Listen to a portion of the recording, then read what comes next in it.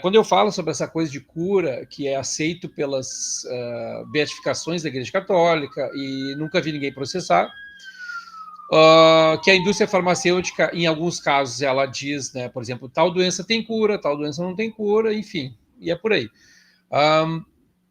Então, essa palavra ela pode ser polêmica porque algumas pessoas enganam e cobram e fazem charlatanismo. Então, assim, existe uma diferença entre uma pessoa que utiliza disso para fazer algum tipo de estelionato, prometer alguma cura, cobrar. Se bem que a indústria farmacêutica ela cobra e se o remédio não curar, eles não ressarcem, mas tudo bem. Mas uma pessoa que faz isso aí, óbvio que ela é enquadrada pela legislação, pelo Código Penal, como praticante de curadeirismo, é óbvio. Já teve casos, inclusive, aqueles expoentes do espiritismo, né, do Dr. Fritz e tal. Aconteceu muito de processos e tudo mais. Porém, o curso ele não entra nessa questão religiosa, não entra nessa questão de você vai fazer o curso e vai sair curando pessoas, porque não é um curso que forma terapeutas. Para quem achou que era para formar terapeutas, lamento informar, esse curso não tem nada a ver com isso. É só para você entender esses processos. Então, a partir do momento que a pessoa compreende esses processos e ela pode experimentar consigo mesma, com seus familiares, eu acho que nenhuma legislação vai impedir uma coisa dessa, né? Ninguém vai processar a dona do gato lá, a Cláudia Dias, porque ela curou o gato dela. Então, eu acho que está tranquilo, né, Márcio? Não, e outra, e também se a legislação não permitir fazer isso, então a gente vai ter que quebrar a legislação e eu vou fazer isso com o maior prazer, porque as escrituras falam que a gente deve orar e curar os enfermos pela imposição de mãos. Então, entre uma coisa e outra, pode ter certeza que eu vou preferir, eu vou optar pelo transcendente e não pela toga, pode ter certeza. Então, enquanto a toga respeitar o transcendente, nós respeitaremos a toga, basicamente. A partir do momento que, eu digo, a legislação, o sistema judiciário, quando o sistema judiciário passar a desrespeitar a tradição, nós atropelaremos o sistema judiciário, simples assim, como sempre foi feito. Né? Isso fica bem claro aqui. Não é porque nós seguimos a lei porque nós temos medo. Não, nós seguimos a lei porque ela não passa por cima do transcendente e nem da tradição. A partir do momento que ela resolver que ela vai tentar passar por cima, ela vai ser atropelada. E ela sabe disso. A lei sabe muito bem disso. Exatamente. Só que nós precisamos nos levantar e nos posicionar com essa firmeza. E para a gente ter firmeza, a gente tem que ter a consciência do nosso direito como ser humano, intrínseco ao ser humano, que faz parte de nós, independente do positivismo jurídico, da lei, né? Então, tudo isso tem uma questão. Claro, a gente entende o que é uma coisa e outra, mas a gente respeita a lei enquanto a lei respeita a tradição, porque a tradição e o transcendente estão acima da lei. Exatamente. E eu, Márcio, até em virtude de alguns momentos, como aluno do curso de Direito, eu, por acaso, tive acesso ao artigo 5º, que tem algumas cláusula pétrea que protege os direitos individuais. Né? Então, só um pouquinho. Dentro da minha casa, eu faço o que eu quiser, desde que não seja um crime no Código Penal configurado. Aconteceu já na minha casa, né? Acho que eu contei na outra live, na verdade, acontece corriqueiramente entre eu e minha esposa. Ela tem alguma dor, alguma coisa, e eu vou lá e tiro a dor dela. Então, assim, e ela já fez isso comigo várias vezes. A minha esposa é massoterapeuta, ela é esteticista, ela trabalha com alívio de dores, ela atende pessoas com as técnicas da massoterapia. E depois que eu passei para ela as técnicas do curso, ela só tem sucesso com os atendimentos. As pessoas que normalmente procuram ela são pessoas que têm dor. E ela trata profissionalmente, ela sim profissionalmente, mas ela já trabalha nessa área, ela é massoterapeuta. o que ela coloca mais? Esse plus do curso, da energia, porque a técnica da massoterapia ela já visa esse tipo de melhora, alívio de dores e tudo mais. Só que ela trata de uma forma mais objetiva no sentido energético, holística, vamos dizer assim. Alguém escreveu ali que o remédio foi feito para remediar. Exatamente. Só que a indústria ela divulga trabalhos científicos de cura, né? Enfim. Então a gente não temos problemas quanto a isso, porque a indústria farmacêutica ela cobra para isso. Eu não cobro da minha esposa, ela também não cobra de mim, então a gente não está cometendo nenhum tipo de ilícito, de um charlatanismo, um enganando o outro. Nós fazemos experimentos, assim como a Cláudia Dias fez com o gatinho, assim como a mãe do Márcio recorreu, né, ao Frei Ugolino e teve um sucesso, vamos dizer assim, não é cura, sucesso. Foi meu pai, né? O testemunho foi da minha mãe na ocasião, mas quem recebeu essa imposição e teve essa cura, segundo ele próprio, né, segundo o testemunho dele, da depressão, foi o meu pai, né? Exatamente. Naquela ocasião. O que ele dizia era precisamente o seguinte, que ele nunca teve depressão, né? Então ele teve depressão naquela situação por uma série de fatores que ele vivenciou. Se eu não me engano, foi na época que ele havia perdido os pais dele, meus avós, né, no caso.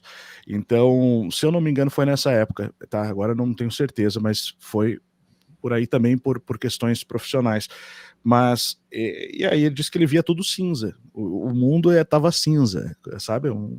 Alguma coisa assim, uma sensação de que tudo estava cinza. Não havia cores, não havia alegria. Ele não é daltônico, tá?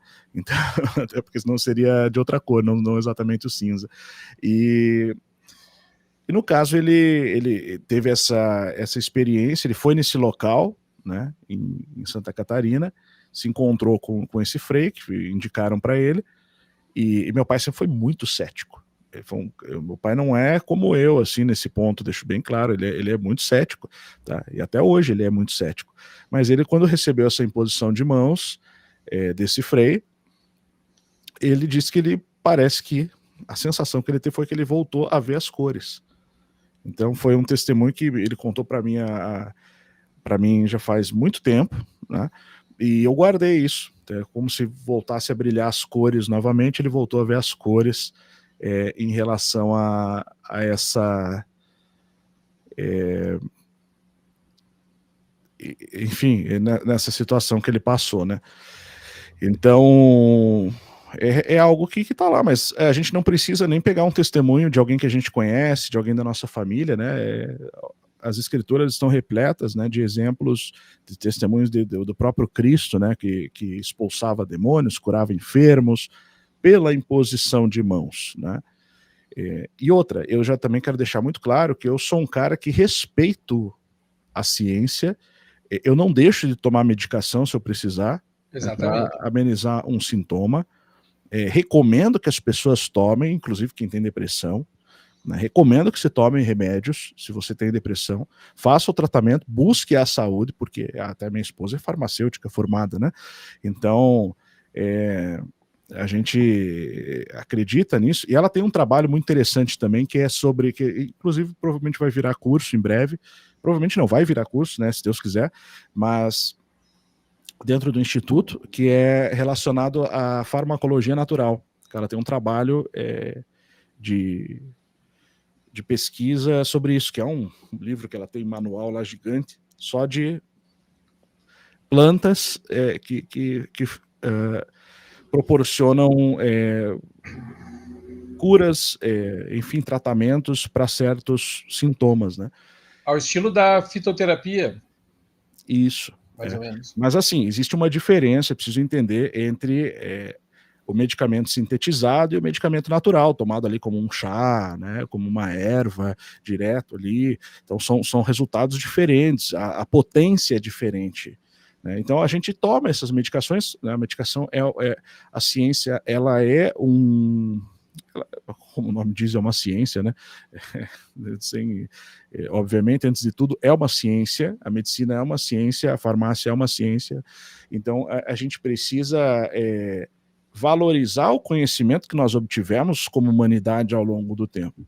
Mas a gente também precisa fazer esses resgates e usar a própria ciência, o método científico, para poder entender a importância desses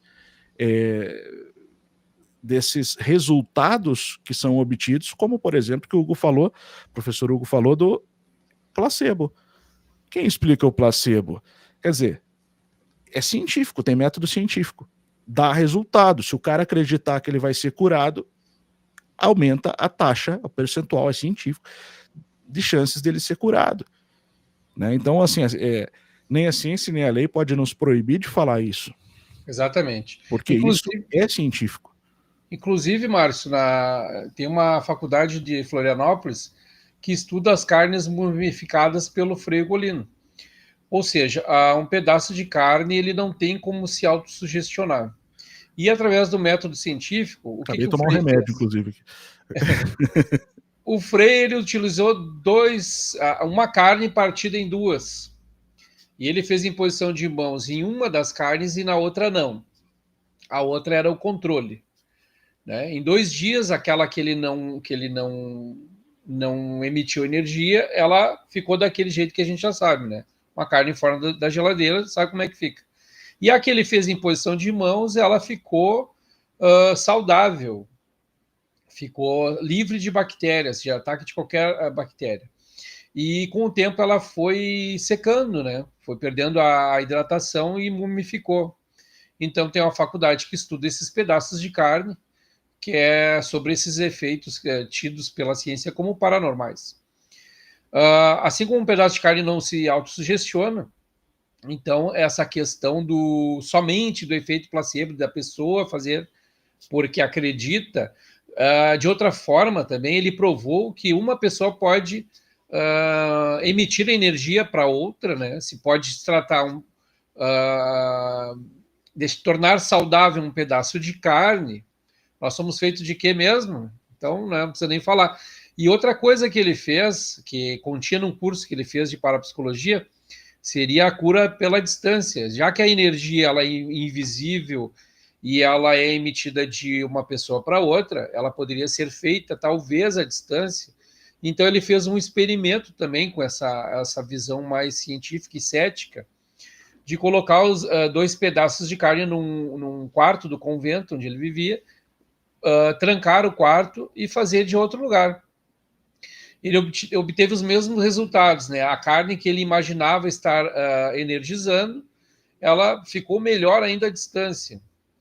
E a outra aconteceu que quando eles abriram o quarto, não dava nem para respirar. Isso é um estudo de caso que tem no livro que eu indico da vida do Frei Ugolino, né? Poder da Fé e a Paranormalidade. O pessoal encontra facilmente na estante virtual. Ele dá uma visão muito interessante, independente da religião que a pessoa seja, né? Porque a forma que é narrada no livro não é uma questão religiosa, mas sim mais prática e objetiva. Antes de conhecer o trabalho do Frei, eu fiz... minha filha estava com dor de cabeça, dor de garganta, e a gente estava indo para um almoço e ela não queria ir por causa disso. Minha filha é muito cética, Márcio. Ela não acredita nessas coisas. Não acreditava, pelo menos, naquele dia. E eu não tinha conhecimento sobre a vida do Frei Ugolino, eu tinha lido somente esse livro, que fala sobre as técnicas que eu aprendi no Kung Fu, que é o Qigong, ou Qigong, que é uma arte chinesa muito... Olha, ela existe 6 séculos antes de Cristo, talvez mais, junto com a fundação, com a criação da acupuntura. E nesse livro se fala sobre isso. Como essa técnica chinesa ela é ancestral, ela não tem nenhuma... No caso, as palavras de Jesus não influenciaram. Isso já era feito na China, de uma forma prática. Então, essa cultura já existia.